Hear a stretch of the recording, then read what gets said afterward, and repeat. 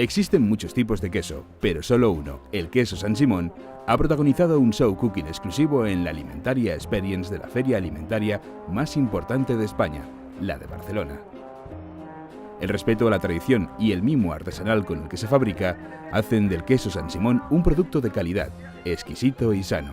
Un producto lácteo que nace en la comarca de Terra Cha de Lugo, cuyo sabor inconfundible lo aporta el ahumado realizado con madera de abedul, un sabor que la chef gallega Beatriz Sotelo, con una estrella Michelin, junto con Maribel Gil, Paloma Allensa y Fabián y Eva Millán, embajadores del queso San Simón da Costa y concursantes de MasterChef, han sabido maridar con elaboraciones en forma de tapas.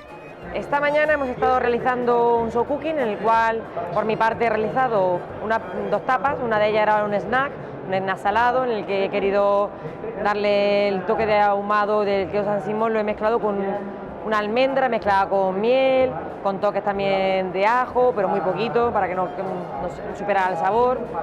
Y luego era como una masa quebrada, que al final al hornear queda muy crujiente y se podía comer, bueno, típico con la mano.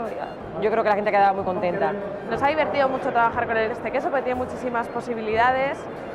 La cremosidad que tiene, bueno, no el normal, pero digamos el menos curado, hasta el más curado, que puedes hacer más lascas o otro tipo más de montajes con ellos.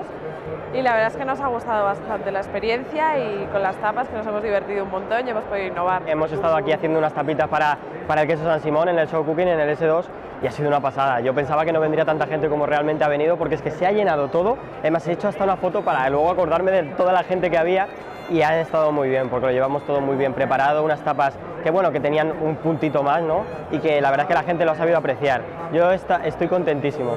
Un queso de calidad extraordinaria, el de la denominación de origen protegida San Simón da Costa, cuya proyección internacional se presenta bajo una marca única, Magus, un producto único con el que obtener resultados extraordinarios.